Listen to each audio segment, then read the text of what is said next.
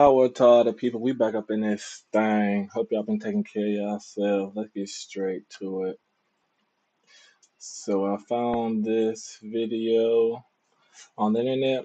Big shout out to the infographics show, to that whole channel, everything they got going on. Let's get straight in. Let's get straight into it. What happens to your body when you take mushrooms? I'm having some mushroom tea at the moment. Allegory. Shit hitting too. Anywho, let's find out. Can a soldier's PTSD be cured by eating the flesh of the gods? Let's find this all like that. Can a soldier's PTSD be cured by eating the flesh of the gods? Some scientists and activists think that might just be possible. We're not actually talking about divine cannibalism here, don't worry. It's all about magic. Magic mushrooms, that is, one of nature's most popular hallucinogens. These mysterious mushrooms have been the subject of fascination, debate, and thriving subcultures for decades. But are they a menace or medicine? Is the potential key to the secrets of the human mind just something people do at Coachella, or something far more sinister? Stick around and see, because today we're taking an in-depth look at what happens to your body and your mind on mushrooms. So what exactly are these special shrooms, and what about them is so supposedly magical? Well, it's not really magic, it's a little substance called psilocybin. There are over 100 species of psilocybin-containing mushrooms in the genus Psilocybe, as well as several other genera of mushrooms that have been found to contain the substance. Psilocybe mushrooms are the most commonly used, however, so for the purpose of this video, we'll be sticking to those. These mushrooms are dark-spored, gilled, and tend to grow in tropical and subtropical climates, primarily Mexico, Canada, and the US. The majority of psilocybin mushroom species are found in subtropical humid forests. But that's enough mycology for now. We're here to talk about what these mushrooms actually do to the brains and the bodies of those who ingest them. So let's imagine that someone has eaten a psilocybin mushroom, and alongside that mushroom they've swallowed a tiny little magic school bus style vehicle that we can pilot through their intestines and get a look at what's going on. Hold on tight and keep your arms and legs inside the vehicle at all times. Here we go. Wow, they really should floss better. Anyway, where'd that mushroom go? Right, down to the stomach, where it's being digested. Yawn, we all know how that part goes. But it's about to get exciting. See, the psilocybin they just ingested is headed to the liver, where it's about to be broken down into psilocin. Now, let's head up to the brain, where the real party is about to get started. That psilocin is binding to specific serotonin receptors, hitching a ride so they can speed down the neural highways. Now the brain is lighting up with activity as the psilocin begins to work its magic, particularly in the prefrontal cortex. This is the part of the brain responsible for abstract thinking, as well as mood and perception. Meanwhile, regions of the brain that don't usually communicate with each other start feeling really chatty, firing off wild signals that result in hallucinations. If we speed So when he just said start feeling really chatty, firing off wild signals that result in hallucinations. So I was just on a cabin trip and I was on some mushrooms and like one of my boys had did a video about schizophrenia and it's like those voices and all that, like that's you. So anyway, so what had came up for me, I was like I felt like when you're drinking, I'm finna tie it all in together. So when you be drinking, you can feel when you're getting tipsy and shit. Like, all right, I'm getting lit. Like, whatever that getting lit is, that's the entity and or personality that's starting to come up. So when I was on the mushrooms, like the psilocybin, I could feel like this other piece, baby, excuse me, this other side of me, like starting to come out. But it's like I'm in control though. Like, let's say I'm like the master computer and everything else that's going on inside me. It's like other components that I give power to, but I'm still the overseer. But if you don't know that you're the overseer, then that shit is gonna be hallucinations and thinking you hearing God or demons or whoever the else the fuck you think talking to you. feeling really chatty, firing off wild signals that result in hallucinations. If we speed back out through the nose and take a look at our patient from the outside, We can see dilated pupils, a drowsy expression, and relaxed muscles. Wow, that's so embarrassing. They just dropped their phone. Can't really blame them though. Psilocybin can also cause a lack of coordination. Nausea and vomiting are also on the table, but hopefully we won't be seeing any of that today. Let's head back on inside and take another look at the brain. More specifically, let's see what our patient is seeing and take a look through their eyes. Don't question it, we're operating on magic school bus logic here, and this person's on a mushroom trip. Their trip is just beginning to peak, a period of the experience that lasts for the first 3 to 4 hours after ingestion. It's getting trippy in every sense as visual and auditory hallucinations begin to set in, as well as an altered perception of time and space. Has it been 4 hours yet? No? It's been 10 minutes? Cool. Colors are beginning to look brighter, and images in our patient's view are shimmering and warping like the surface of the water, while some items appear to expand and contract as if they're breathing. All of the senses feel turned up to 11, and hearing certain sounds might trigger the sudden appearance of colors in a drug-induced bout of synesthesia. Thankfully, our patient prepared a comfortable environment, and they're in little danger of having a bad trip. All in all, it's a bit like a walking dream. And there's a reason for that. A 2014 study determined that psilocybin increases the type of brain activity seen during sleep. It's the same heightened activation of the emotional centers that occur when someone is dreaming.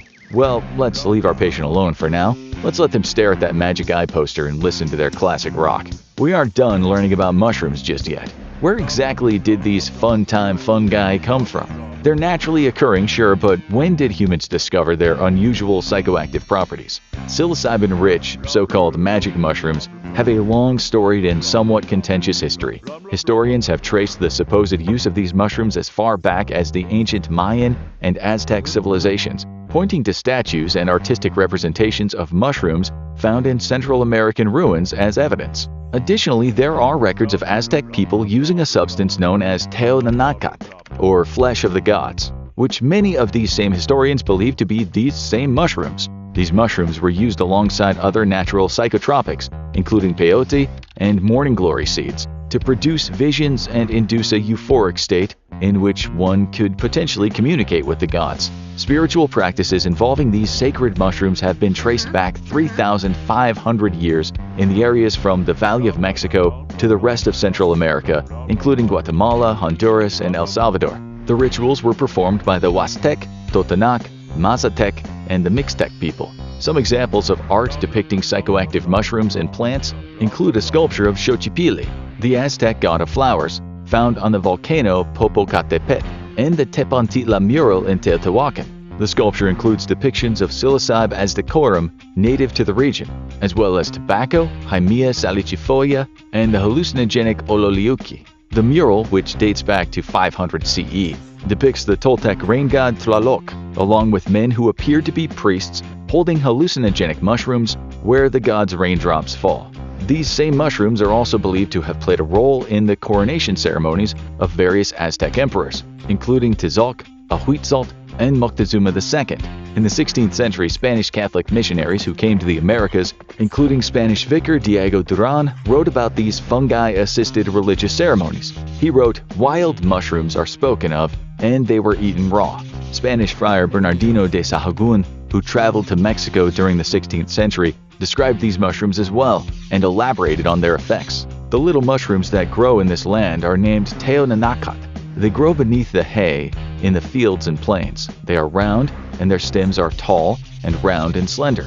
Their taste is unpleasant. They cause sore throat and drunkenness. They're used as medicine for fever and gout. No more than 2 or 3 should be eaten. Those who eat them see visions and feel fluttering of the heart. The visions they see are sometimes frightening and sometimes humorous. Those few who eat them in excess are driven to lust. Silly and naughty boys are told that they have eaten a nakat. In spite of the long history of magic mushrooms, they did not get mainstream attention in the United States until the 1950s. In 1955, an amateur mycologist and J.P. Morgan Bank vice president named Gordon Wasson became the first modern Westerner to experience and document a Mazatec psychedelic mushroom ceremony. His story was published in Life magazine in 1957 under the title "Seeking the Magic Mushroom." He described his experiences with the ceremony, which he participated in with his friend Alan Richardson.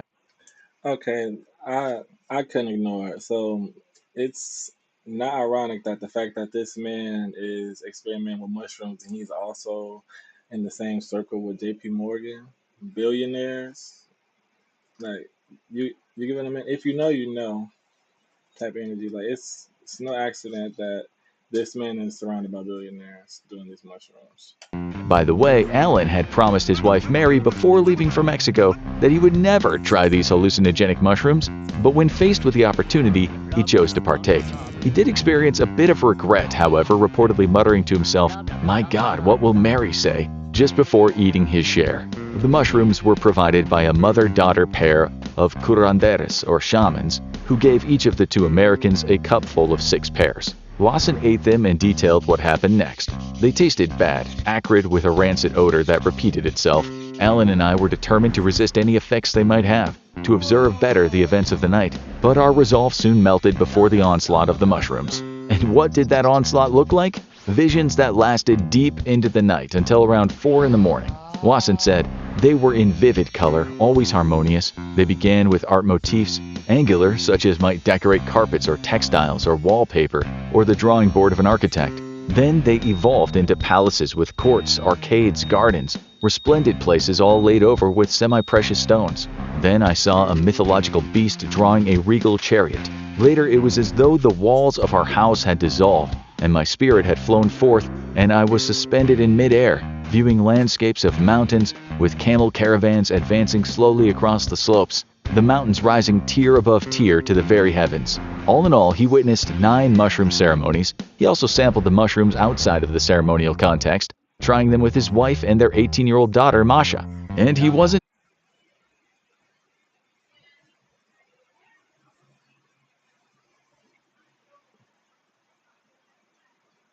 I don't get my chat.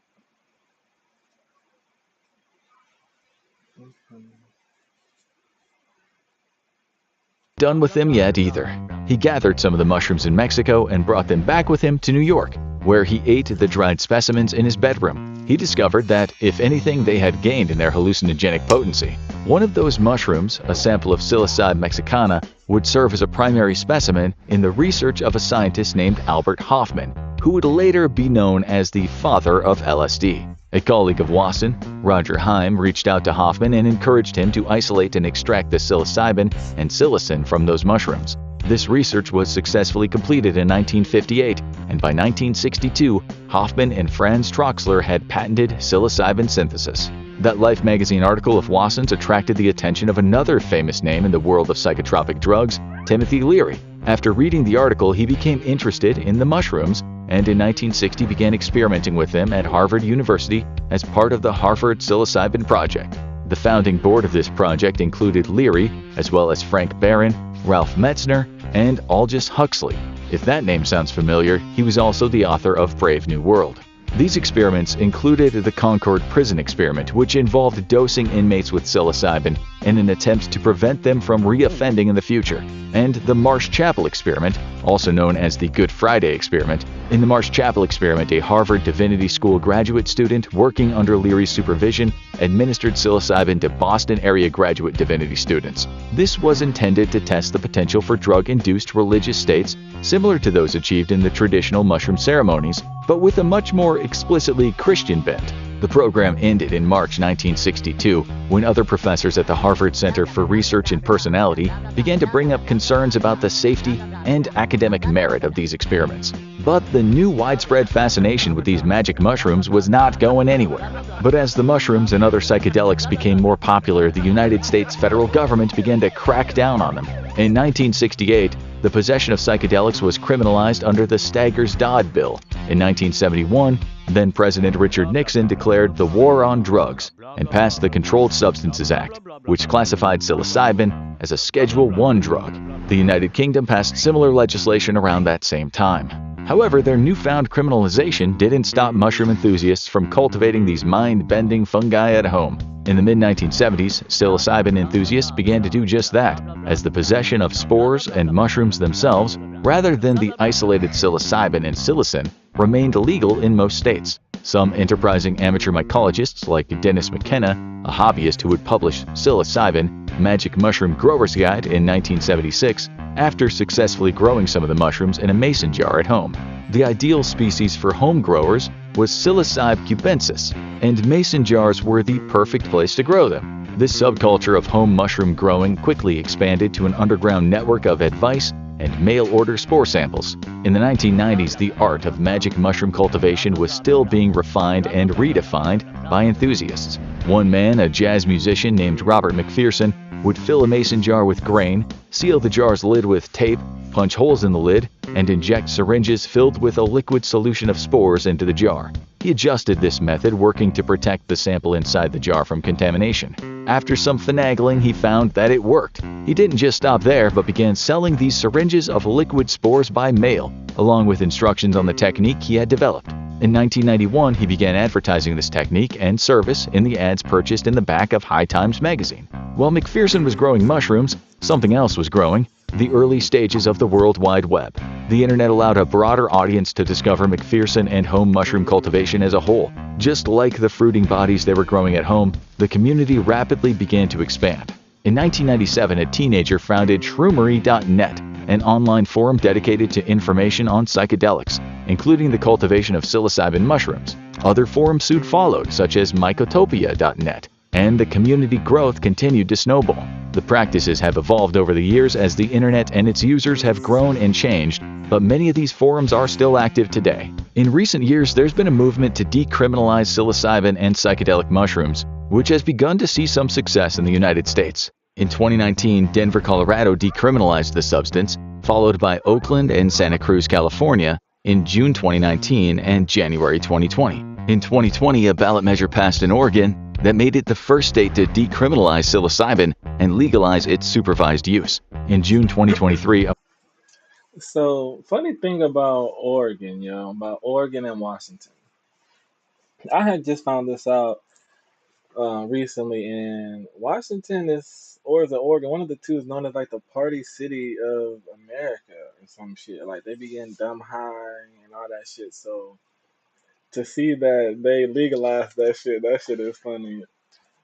We getting lit out there, America's yeah. first ever licensed psilocybin service center opened in Eugene, Oregon, where it quickly accumulated a waitlist of over 3,000 potential patients. The fight for the legalization of psilocybin is primarily based on its potential therapeutic benefits. But what exactly are these supposed therapeutic benefits of psilocybin? Though there is still much debate surrounding the efficacy of psilocybin, there is mounting evidence to suggest that it might provide a new potential treatment avenue for debilitating mental health conditions, such as treatment-resistant depression and PTSD.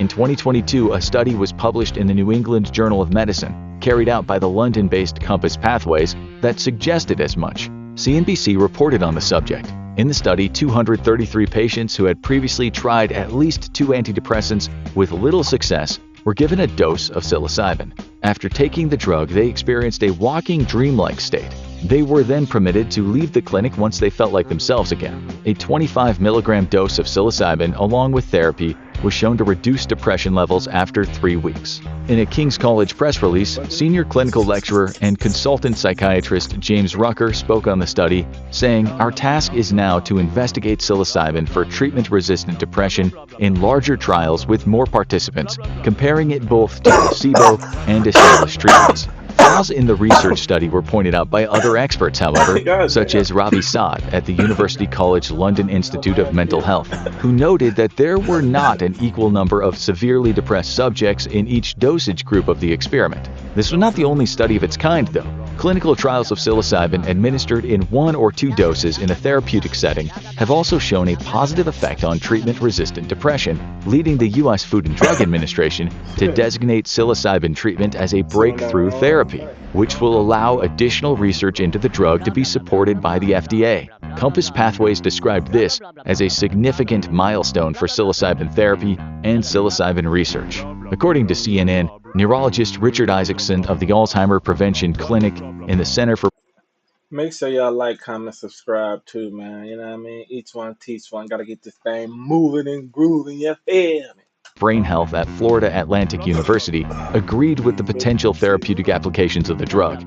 The data are strong from depression to PTSD to cluster headaches, which is one of the most painful conditions I'm aware Blah of. blah blah. I'm excited about the future of psychedelics because of the relatively good safety profile and because these agents can now be studied in rigorous double-blinded clinical trials. But we gonna keep it a bean though. Mushrooms ain't legal because if they was legal, then the whole pharmaceutical company wouldn't even need to be here. Motherfuckers wouldn't be depressed. People wouldn't be, needing all these downers and uppers like Ozempics and Lortabs and hydrocodone. Like it wouldn't be none of these addictive drugs going, all these psycho pseudo personality disorders. All this shit would be stopped if it was legalized. But we ain't gonna legalize it because we gotta make that money. Then we can move from anecdotal reports of, I tripped on this and felt better, to try this and you will be statistically significantly better. But how exactly might a substance primarily associated with concerts and festivals in the desert work to treat these mental health conditions? Well, part of that magic might lie in the relationship between psilocybin and serotonin. It might increase the levels of serotonin available to brain cells, similar to how selective serotonin reuptake inhibitors, or SSRIs, work. Pharmacologist Brian Roth of the University of North Carolina at Chapel Hill reported that scientists can see changes within 30 minutes. I'm sure Roth is short for Rothschild. Let's not play here. The connectivity of brain neurons. Others, like David Nutt, director of the Neuropsychopharmacology Unit in the Division of Brain Sciences at Imperial College We London, gonna leave have this argued that the alone. disorganization in the brain caused by psychedelics can disrupt the negative thought patterns Let's caused stop by the depression. time. In his words, critical thoughts are easier to control, and thinking is more flexible. That's why the drug is an effective treatment for depression. Nutt also described an increase in branching of neurons. They can increase synapses. That's called neuroplasticity, he continued. You shake up the brain, So that neuroplasticity is what you would get from like the non-psychedelic mushrooms, like lion's mane and reishi and mushrooms of that nature, shit that is legal and that you can sell because of its known health benefits. I, I take mushrooms all day, every day. Different type of supplements. People be asking me how my hair grows so fast. Well, my diet and what you put in your body. You feel me? That don't mean that I'm quote unquote high all day, but I be on the mushrooms, the shroomies. see things in a more positive way, and then you lay down those positive circuits with the neuroplasticity. It's a double whammy. We can't talk about medical mushrooms with Hold positive. on, we got one more You shape back. neurons, they can increase synapses. That's called neuroplasticity, he continued. You shake up the brain, you see things in a more positive way, and then you lay down those positive circuits with the neuroplasticity. It's a double whammy. We can't talk about medical mushrooms without musing on microdosing. Say that 5 times fast. Microdosing refers to taking extremely small amounts of psilocybin mushrooms several times a week, something around 0.1 to 0.3 grams, as opposed to the 25 milligrams used to induce a proper trip. There have yet to be any studies suggesting that microdosing has the same potential benefits, and some attribute the anecdotal reports of positive experiences to the placebo effect. However, some scientists believe that it is still a subject worth studying. Of course, no mind-altering substance comes without risks. The use of psychedelics can, in some cases, be linked to psychotic episodes and the onset of schizophrenia, often assumed to be related to the stereotypical bad trip. This risk is higher in those with a family history of schizophrenia or any disorders associated with psychosis. Cause the whole stick is you the trip. Like all them feelings and past memories that you may have had that you don't want to deal with. Like for instance, if you fat and you know you keep getting fatter, and instead of going to the gym, you just get more pills, weight loss pills and iron pills and diet pills and chlorophyll pills and omega 3 and shit like that, but you're still getting worse. Like taking these mushrooms, you'll be like, damn, I knew buying all this shit wasn't gonna work, but I just didn't want to go to the gym. Like the mushrooms will bring that forefront. It essentially brings the truth to the light. It eliminates all the barriers that you are putting on yourself So there would be no more facades with you, like, because most people can't even keep it real with themselves, and they expect to keep it real with you. Fuck out of here. For this reason, research into psilocybin tends to screen for and exclude those who might experience those adverse effects, such as those with a personal history of psychosis, mania, schizophrenia, and bipolar disorder. A bad trip can also trigger a sense of extreme anxiety or doom, one that can linger long after the trip itself has concluded. What exactly is the likelihood of long-term consequences from a bad trip? It's difficult to say. A 2017 study from Johns Hopkins University Department of Psychiatry and Behavioral Sciences attempted to measure the enduring positive and negative consequences of psilocybin in 1,993 individuals. They found that 39% of those surveyed said that their bad trip was one of the 5 most challenging experiences of their life, and 84% said they had experienced long-term benefits from their trip in spite of its difficulty.